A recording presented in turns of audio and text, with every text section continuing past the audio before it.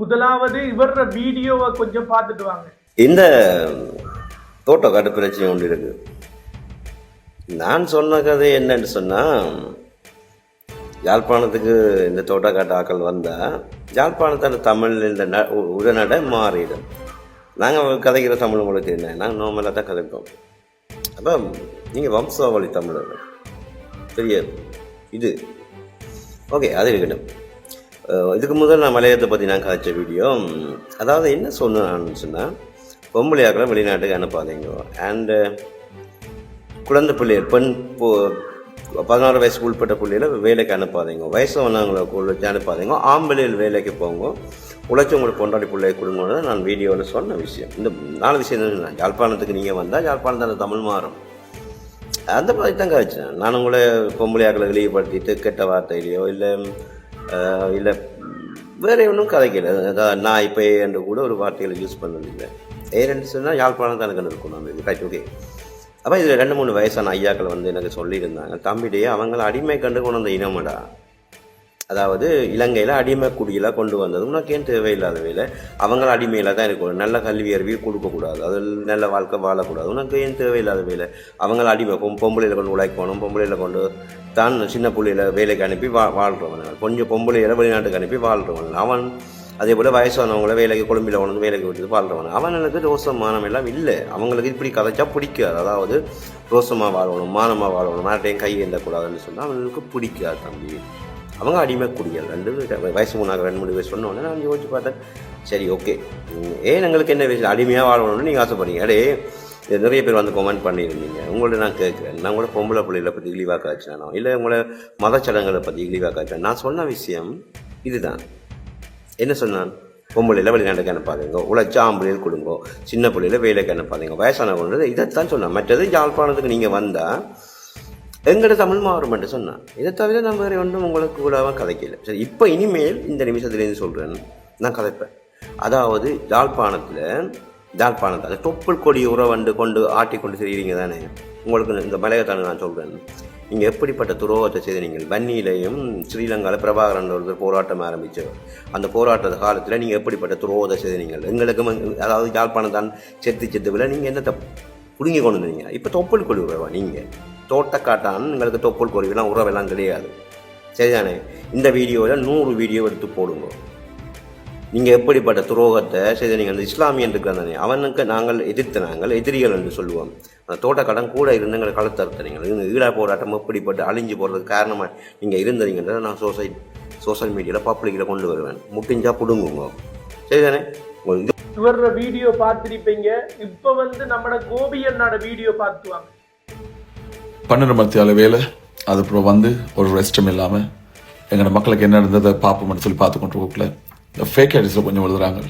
ஒரு வினோதமான விஷயம்னு சொல்லி, எந்த காசில் தான் நான் யாக்களுக்கு உதவி செய்கிறேன், ஒரு ரூபா காசு வேண்டியில்ல, ஒரு பக்கம் இருக்கட்டும். ஒரு 30-40 லட்சம் ரூபாயோட சாமான் இன்றைக்கி ரத்தோட்ட பதுல போன்ற இடங்களுக்கு வருது. இன்னொரு 8 to 10 ஹவர்ஸில் அங்கே இருக்கும். வேலைக்கு வந்த பிறகு இங்கேருந்து என்ன நடக்குது, இதை ஒழுங்கு பண்ணணும், சரியாக செய்யணும்னு சொல்லி யோசிச்சு கொண்டிருக்கிறோம். சாப்பாடு தண்ணி எல்லாம் இருக்குது, கொஞ்சமாக தான் அது டைமுக்கெல்லாம் செய்யறதில்ல. இதால் இன்றைக்கி எல்லாரும் கேட்குற கேள்வி, சொந்தம் பந்தம் ஃபேக் ஐடி, நண்பர்கள் எதிரிகள் எல்லாரும் கேட்குற கேள்வி என்னடா மலையை சாரியே என்று கேட்குறாங்க. 2004ஆம் ஆண்டு சுனாமி வந்த இடத்துல முதல் வந்து நின்றது இந்த மலைய பிள்ளைகள் தான். 100 ரூபாய் சம்பளம். அந்த டைமில் கூட அவங்களோட சம்பளத்தை போட்டு எங்களோட மக்களுக்கு சாப்பாடு கொண்டு வந்து வந்துட்டாக்கள். முதல் அவங்களோட ஊருக்கு வந்தாக்கள், எல்லாரையும் பார்த்தாக்கள். நாங்கள் இப்போ அவங்கள பார்க்குற டைம். பெரும்பாலும் நீங்க இப்ப இந்த 2 காணொலியும் பார்த்திருப்பீங்க. இப்படியான நபர்கள் வாழக்கூடிய நம்மட மண்ணில தான் இப்படியான கோபி அண்ணாவும் மாதிரி நபர்களும் வாழ்றாங்க. யாதுமூரை யாவரும் கேளீர். தமிழ் பேசக்கூடிய மக்கள் அனைவருக்கும் இனிமையான ஒரு வணக்கம். முதலாவது, மலையகத்து மக்கள் பற்றியும் அவங்க படுற கஷ்டங்கள் பற்றியும் ஒரு பிழையான புரிதல் வந்தவர் டெல்லிக்கு இலங்கைக்கு கொண்டு வரப்பட்டு மலையக பகுதிக்கு கொண்டு வரப்பட்டு 200 வருடங்களை கடந்தது.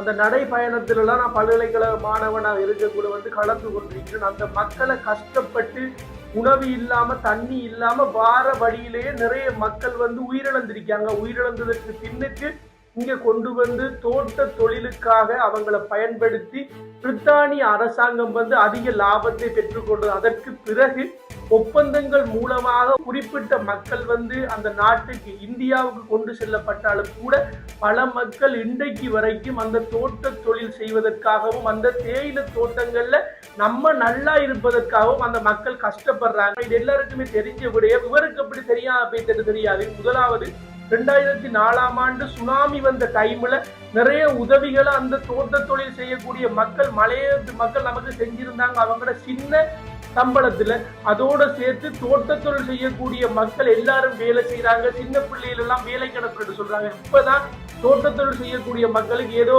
200 ரூபாய் 400 ரூபாய் சம்பளம் கூட்டி கொடுத்திருக்காங்க. ஆனா கடந்த காலத்தை நான் பார்த்தோம்னு சொன்னா மலையத்தில் இருக்கக்கூடிய மக்கள் நிறைய கஷ்டங்களை சொல்ல முடியாத கஷ்டங்களுக்கு ஆளாகுனாங்க. இவர் சொல்றாரு, மலையத்தில் இருக்கிற ஆண்கள் வேலைக்கு வந்து பெண்களை அனுப்புறாங்கன்னு சொல்லி அப்படி எதுவுமே இல்லை. மலையத்துல ஆண்கள் நிறைய கஷ்டப்பட்டு நிறைய வேலைகளை செஞ்சு வெளிநாட்டுல முந்தி மாதிரி இப்ப தொழில் இல்லை. பெரும்பாலும் அனுபவசாலிகள், இந்த மெக்கானிக் வேலை, ஒரு ப்ரொஃபஷனலா வேலை செய்யக்கூடிய நபர்களுக்கு மட்டும்தான் தொழில். தோட்ட தொழில் செய்யக்கூடிய நபர்களுக்கு வேலை இல்லை. அப்ப ஆண்கள் போய் வேலை இல்லாம கடன் பெற்று காசை கொண்டு கொடுத்து ஏஜென்ட்ட ஏமாந்து வெளிநாடு போய் எல்லாரும் திருப்பி வந்ததால பெண்கள் தாங்கள் தான் சொல்றாங்க, நம்ம குடும்பத்தை கொஞ்சம் முன்னேற்றுவதற்காக, நம்ம கஷ்டத்திலிருந்து விடுபட்டு வருவதற்காக நான் வந்து வெளிநாடு போறேன் என்று சொல்லித்தான் மலையகத்தில் இருக்கக்கூடிய பெண்கள் கணவன் சம்மதத்தோடு தான் வெளிநாட்டுக்கு போறாங்க. ஏனென்றா ஒரு பெண் வெளிநாடு போகும் பொழுது, பணிப்பெண்ணாக போகும் பொழுது முன்கூட்டியே ஒரு அட்வான்ஸ் கொடுப்பாங்க. அவங்களுக்கு வந்து விசா டிக்கெட் எல்லாம் அவங்களே செஞ்சு கொடுப்பாங்க. வீட்டிலையும் பணிப்பெண்ணுக்கு இலகுவாக வேலை கிடைக்குது. ஆனா ஆண்களுக்கு இப்ப வேலை இல்லை. அதனாலதான் மலையகத்தில் இருக்கக்கூடிய குறிப்பிட்ட பெண்கள் கடந்த ஒரு 5 வருட காலத்துக்குள்ள அநேகமாக வெளிநாடு போற எண்ணிக்கை வந்து அதிகமாக இருக்கு. வெளிநாடு போறது அவங்களோட குடும்பத்தை முன்னேற்றி போட்டு, பிள்ளைகள வாழ்க்கையை முன்னேற்றி போட்டு, கணவனுக்கு ஒரு ஆட்டோவாவது எடுத்து கொடுத்து முன்னேற்றுவதற்காக தனது குடும்பத்தால் அவங்க செய்யறாங்க. அதை இவர் வந்து விமர்சனம் பண்றாரு. இந்த அண்ணாவில் எனக்கு தனிப்பட்ட கோபம் எதுவுமே இல்லை. ஆனா அண்ணா நீங்க புரிஞ்சு கொள்ள வேண்டிய விடயம் என்னன்னு சொன்னா, இலங்கை முன்னேறணும் என்று சொல்லி நம்ம வேலை செய்யல. நம்ம முன்னேறணும். ஒரு குறிப்பிட்ட வரியை மட்டும் இலங்கைக்கு நாங்க செலுத்துறோம். ஆனா மலையகத்தில் இருக்கக்கூடிய மக்கள் நம்ம இலங்கை முன்னேறணும், தேயிலை உற்பத்தியில இலங்கை தன்னிறைவடையணும், தோட்ட தொழில் உற்பத்தியில இலங்கை முன்னேறணும், டொலர்ஸ் வருகை வரணும் என்பதற்காக வேலை செய்யக்கூடிய ஒரு இனம் என்று சொன்னா மலையகத்து மக்கள். முக்கியமான விடயம் என்னன்னு சொன்னா, மலையகத்தில் இருக்கிற மக்களுக்கு வந்து உண்மைக்குமே இப்படி பேசாதீங்கன்னா, உங்களோட எனக்கு தனிப்பட்ட எந்த ஒரு கோபமும் இல்லை.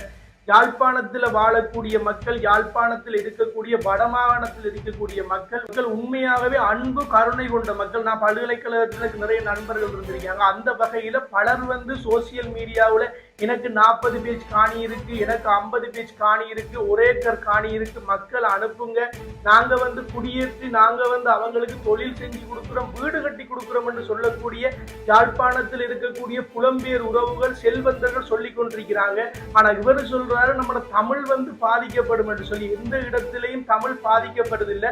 யாதுமூரே யாவரும் கேளீராக இருந்த போதும் ஒரு பொன்மொழி ஒன்று சொல்லுவாங்க, இங்கு பிறப்பினும் அயலான் அயலானே, எங்கு பிறப்பினும் தமிழன் தமிழன் என்று. அவங்களும் நம்ம தமிழ் உறவுகள் தான், அவங்களும் நம்ம தமிழர்கள் தான். நம்ம நாட்டுக்காக வளர்ச்சிக்காக போராடக்கூடிய ஒரு மக்கள் என்றால் மலையகத்தில் இருக்கக்கூடிய மக்கள் தான். இன்றைக்கு வரைக்கும் ஒரு 1000 ரூபாய் 1500 ரூபாய் சம்பளத்துக்காக கஷ்டப்படக்கூடிய ஒரு மக்கள், நம்ம நாட்டுக்காக உழைக்கக்கூடிய மக்கள். அவங்களுக்கு நாங்க குரல் கொடுக்கணும். ஓவியன்னா இன்றைக்கு வந்து அவரால் முடிஞ்ச பலதரப்பட்ட உதவியை செஞ்சிருக்காரு. நாங்களே போய் மலையகத்தில் இருக்கக்கூடிய மக்களுக்கு நிறைய உணவுப் பொருட்கள், அதோட ஆடைகள், நிறைய பொருட்களை வந்து கொடுத்திருக்கிறோம் ஓவியன்னா மற்றும் அவர் சார்ந்த நிறைய உறவுகளோட.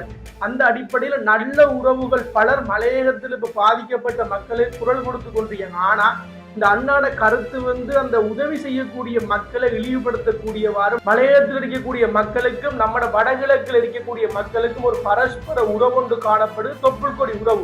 அந்த உறவை பாதிக்கக்கூடிய மாதிரி இவர் சொல்றாரு, போராட்ட காலத்துல மலையக உறவுகள் எதுவும் செய்யல. மலையக உறவுகள் பல போராட்ட காலங்கள்ல வந்து நிறைய உதவிகளை நமக்கு செஞ்சிருக்காங்க. நம்ம மக்களுக்கு நிறைய தஞ்சம் போகக்கூடிய இடங்களை வந்து உருவாக்கி கொடுத்திருக்காங்க. நம்மளோட தொழில் புரிஞ்சிருக்காங்க. நம்ம வடக்கு கிழக்குல கூட யுத்த காலத்துல கூட இங்க வந்து மக்களோட மக்களாக வாழ்ந்து மக்களுக்கு உதவி செஞ்ச நிறைய தலைவர்கள் கூட மலையகத்திலிருந்து இங்க வந்து நிறைய வேலைகளை செஞ்சிருக்காங்க. அப்படியான நபர்கள் இருக்கக்குள்ள வெறும் மலையகத்தில் இருக்கிற மக்கள் எதுவும் செய்யலன்னு சொல்றாரு. ஆகவே அன்பான உறவுகளை, இந்த அண்ணாவுடனுக்கு தனிப்பட்ட எந்த ஒரு கோபமும் இல்லை. ஆனா இவர் சொன்ன கருத்துலதான் எனக்கு முரண்பாடு இருக்கு. அந்த காணொலி நீங்க பார்த்தா பிள்ளையா நினைச்சு கொள்ளாதீங்க.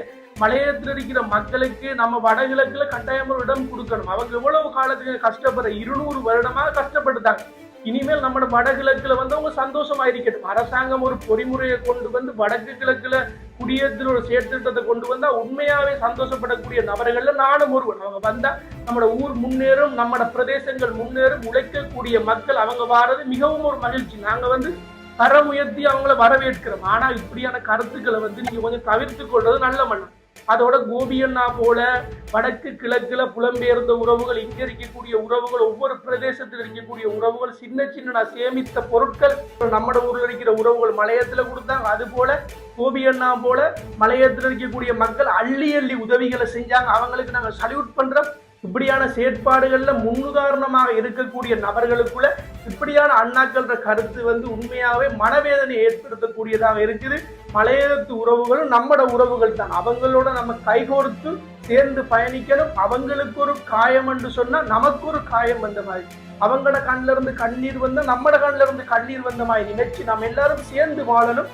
உலகத்தில் இருக்கக்கூடிய தமிழ் பேசக்கூடிய மக்கள் எல்லாருமே நம்மளோட உறவுகள். யாது ஊரே யாவரும் கேளி என்ற எண்ணம் வந்து எல்லாருக்கும் இருக்கணும் என்று கேட்டு, வீழ்வது நாமாயினும் வாழ்வது தமிழாகட்டும். நன்றி.